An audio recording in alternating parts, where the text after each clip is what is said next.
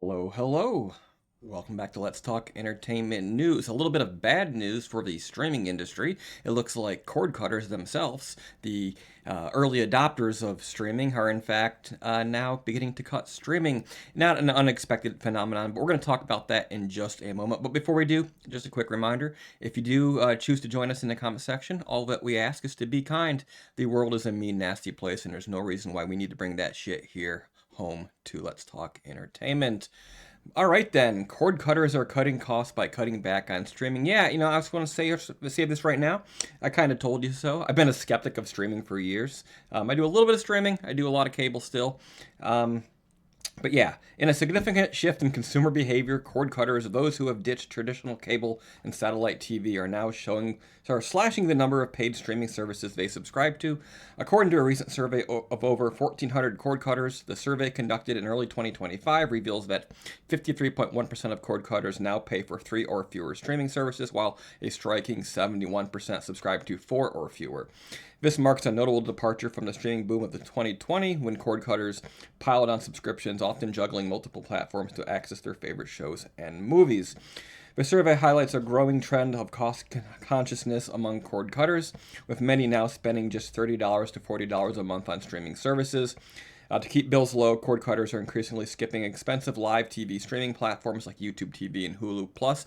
And quite frankly, it's the only YouTube TV, Hulu Plus, and things like that that are actually sort of like adequate replacements for cable. Standalone streaming services without the live option don't really fit the bill. It's an on-demand platform. It's not a live TV platform. It's not there night and day. You have to select each item, and it doesn't keep you up with what's going on. But opting instead for on-demand services such as Disney Plus, Hulu Max, Paramount Plus, and Peacock. These platforms, which typically cost between $7 and $15 per month, and the price is going up, offer vast libraries of content. Now, their libraries are not that vast considering how much content they own. I mean, have you ever looked at Disney Plus? What's there, a couple hundred movies on there? Disney owns thousands of movies between its companies, so, without the hefty price tag of live TV packages, which can exceed $70 a month. The pullback in subscription comes as no surprise to industry analysts, who point to a combination of subscription fatigue and rising economic pressures. Yeah, and the thing about, streaming is that it skews younger. And when things are going down the shitter economically, who are the first to feel it? It's the youth. It's the people who are not entrenched with jobs that have security, jobs that are a little bit farther up the pay scale. And, this should be taken as a kind of a warning for people who are following the economic status of, this doesn't say specifically the U.S., but I'm going to say the U.S. for the purposes of this video. But you have to think that this is a sign of things to come. President Trump is getting his big, beautiful bill passed here soon, it looks like.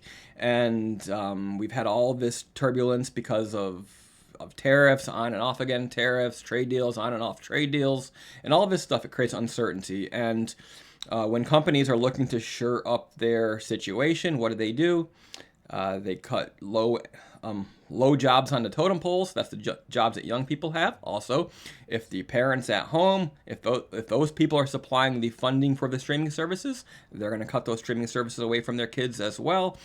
So I think this is inevitable, not just because of the economic situation, but also because of the way that streaming has gone, or regardless of that, prices have been creeping up. They're adding more and more advertising, even in tiers where they were originally supposed to be ad-free. Amazon Prime, I'm looking at you. When you said, just a few light ads, well, it's going up. Ads everywhere, and the price is still going up. So, not at all unexpected. I am still a cable subscriber. I pick and choose a streaming service every once in a while, a couple times a year. Usually, if it's Disney Plus has a new Star Wars show, I was subscribed for Andor last month.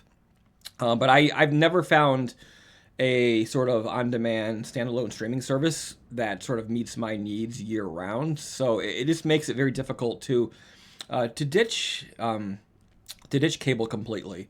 And especially for live sports. I think there's no place better for live sports than cable. It's getting harder and harder because more and more of those sports leagues are um, farming out chunks of their season to this streaming service, to that streaming service, and making it harder for people to find everything they want in any one place.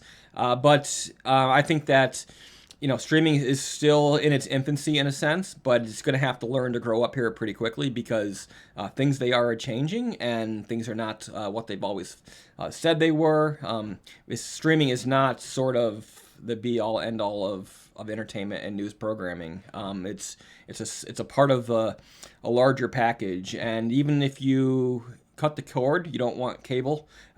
Typically, you still need a cable subscription to get your internet. In a lot of places, that's your fastest choice of internet. So one way or the other, I think the cable companies do win. So there you have it. All right, well, tell me what you think. Are you subscribed to any streaming services? Are you cutting back? Do you find yourself feeling the pressure to shed some dollars from your budget? Let us know in the comment section below, and I'll see you again soon.